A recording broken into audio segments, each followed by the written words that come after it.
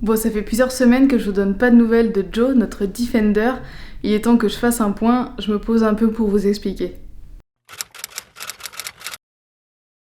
Ok, petite update sur l'aménagement. Là, on a fait une grande pause de plusieurs jours parce que malheureusement, on a eu un problème avec Joe. On avait quelques fuites, on sait que c'est normal sur les defs, mais on voulait quand même les faire vérifier. Du coup, on est allé chez un spécialiste Land Rover. On avait déjà montré Joe à plusieurs garagistes, mais pas des spécialistes. Et bon, les garagistes disaient qu'il était plutôt sain et tout allait plutôt bien. Mais le spécialiste, lui, nous a dit il y a quand même des petites choses qui sont un peu bizarres, qui paraissent un peu bizarres. Donc en fait, il nous a conseillé, parce que notre contrôle technique, il n'y avait que 3 petits points, défauts mineurs, rien de vraiment grave. Et il nous a conseillé de refaire un contrôle technique, donc on appelle ça un contrôle technique volontaire. Du coup, on l'a fait. Et en effet, il y a plusieurs points, même des points qui seraient soumis à contre-visite. Donc clairement, le DEF n'aurait jamais dû passer le contrôle technique quand on l'a acheté. Il y a eu une petite magouille, un petit problème quelque part. Bon, je vais pas rentrer dans les détails de ce qui s'est passé dans notre cas parce qu'on a trouvé un accord à l'amiable, mais j'ai quand même envie de prendre le temps de vous faire une petite vidéo sur ce sujet parce que je pense qu'il mérite d'être expliqué et si jamais vous le saviez pas, ça pourra peut-être vous aider pour un possible achat de véhicule. En fait, il existe 2 problèmes qu'on peut découvrir lors de l'achat, que ce soit d'une voiture, d'un 4x4, d'un van ou tout autre véhicule. Le premier, ce sont les vis cachées et le second, ce sont les contrôles techniques de complaisance. En fait, les vis cachées, ce sont des défauts sur le produit que vous venez d'acheter que vous n'auriez pas pu découvrir lors de votre achat, même avec un examen assez superficiel, parce que tout simplement, vous n'êtes pas un expert. Et en plus, ce sont des défauts qui sont durs à trouver. Par exemple, avec une voiture, ça peut être un défaut au moteur ou au châssis. Il faut bien comprendre que les vis cachées, ils peuvent être connus ou non de la personne qui vous vend le véhicule.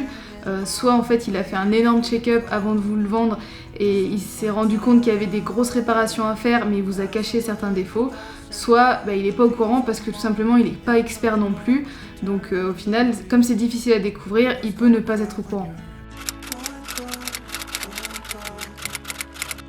Peu importe, dans tous les cas, en tant qu'acheteur, vous avez grâce à la loi le droit à ce qu'on appelle une garantie légale de vis cachées.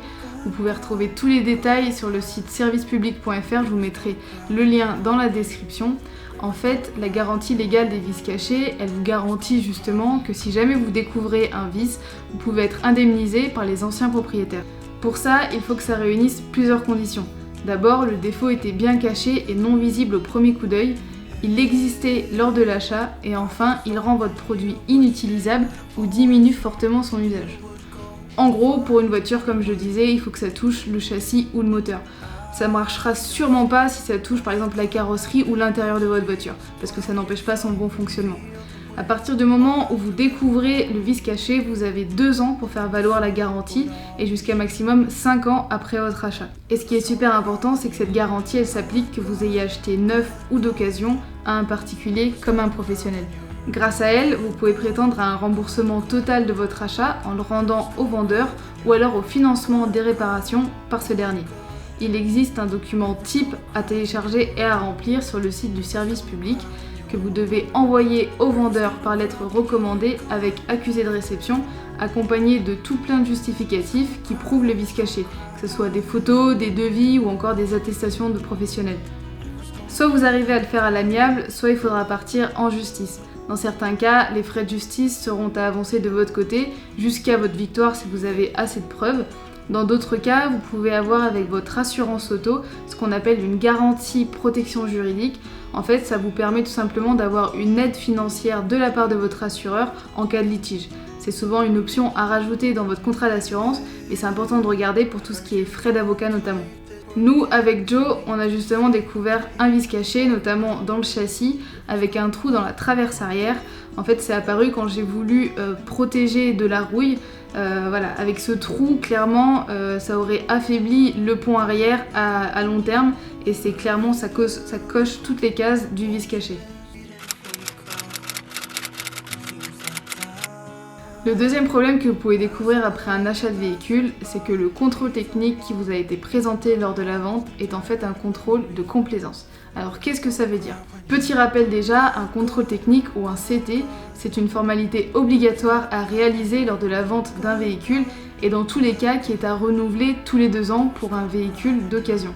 Son but, c'est de vous assurer une certaine sécurité et d'autoriser ou non un véhicule à rouler. Le contrôleur technique regarde plus d'une centaine de points sur votre véhicule et il note les défaillances mineures ou majeures sur un procès-verbal. Si le CT est favorable, qu'il soit vierge ou avec quelques défaillances mineures, vous pouvez récupérer une vignette qui vous autorise à rouler pendant 2 ans. Si le CT est défavorable par contre, c'est que vous avez une ou plusieurs défaillances majeures sur votre procès-verbal et du coup vous devez soumettre votre véhicule à ce qu'on appelle une contre-visite. Donc vous devez réparer les points défectueux dans les 2 mois qui suivent et ensuite repasser votre véhicule au contrôle technique. Mais voilà, il existe des fraudes au contrôle technique qu'on appelle le contrôle technique de complaisance. Cette fraude, c'est un arrangement qui est fait entre le centre de contrôle technique et le propriétaire de la voiture.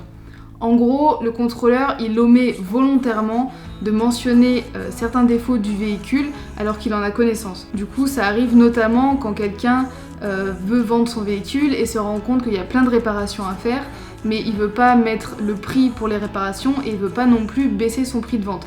Du coup, il s'arrange pour que le minimum figure sur le procès-verbal, au détriment du coup de la sécurité de l'acheteur et de la fiabilité de la voiture.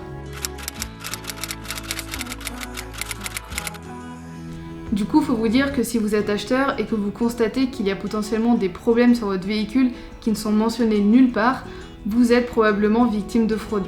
Heureusement, il existe des solutions pour ça. Dans un premier temps, il faudra apporter une preuve que le contrôle technique obligatoire que vous avez récupéré lors de la vente est un faux. Pour ça, il y a une preuve irréfutable, c'est de faire un contrôle technique volontaire. Vous repassez votre voiture au contrôle technique, mais avec la garantie de ne pas perdre votre vignette d'origine, même si des défauts majeurs sont trouvés. Vous avez simplement à payer le CT et vous aurez votre preuve. Si vous obtenez cette preuve, notamment des défaillances majeures qui sont cachées, ou alors une liste de défaillances qui est 4 fois plus longue que celui que vous aviez sur le contrôle de vente, vous êtes alors dans votre droit de saisir le tribunal civil. Dans ce cas, vous pouvez obtenir des dommages et intérêts, l'annulation de la vente ou toute autre mesure demandée. Du coup, vous avez là 2 solutions. La première, c'est de trouver un arrangement à l'amiable en contactant le vendeur et ou le contrôleur technique. Dans ce cas-là, vous lui présentez un devis avec les réparations à faire pour les défaillances qui apparaissent sur le contrôle technique volontaire et qui étaient omises sur celui de la vente. Le vendeur vous donne donc cet argent et vous êtes en mesure de repartir avec un véhicule qui est fiable. La seconde solution, si jamais un accord à l'amiable ne se fait pas, c'est de partir en justice et de contacter la répression des fraudes. Dans ce cas-là, vous pouvez choisir d'annuler la vente ou de demander réparation et vous pourrez potentiellement en plus recevoir des dommages et intérêts. Le plus simple, vous vous en doutez, c'est de faire un arrangement à l'amiable parce que ça vous économisera des frais à avancer et surtout beaucoup de temps. Mais il faut se dire que si jamais le vendeur a fraudé à la base et que vous le découvrez et que vous en avez les preuves, il y a toutes les bonnes raisons de ne pas aller en justice. Vous l'aurez compris, avec Joe, on a découvert des vices cachés, mais on a aussi découvert un problème avec le contrôle technique. Je rentrerai pas dans les détails, mais on a fait valoir nos droits et en ce moment, notre cher Defender est chez un spécialiste en train de recevoir toutes les réparations nécessaires afin de pouvoir enfin continuer son aménagement et prendre la route sereinement. Ça fait plusieurs semaines qu'il est au garage et on a vraiment hâte de le retrouver. Mais comme je le disais au début de la vidéo, je trouvais ça important de parler de ces sujets-là parce que ce sont des garanties et des problèmes qu'on connaît pas forcément, surtout quand on est novice dans les véhicules. Mais j'espère que ça pourra aider certains d'entre vous. Vous garderez cette information dans un petit coin de votre tête et si jamais ça vous arrive un jour, vous saurez que vous pouvez faire valoir vos droits. Au final, ça finit bien pour nous, mais je vous avoue qu'on a bien cru que l'aventure allait se terminer avant même d'avoir commencé. Dans la prochaine vidéo, je vous partage notre petite escapade dans les Pyrénées en attendant de récupérer notre def. Et je vous dis à bientôt.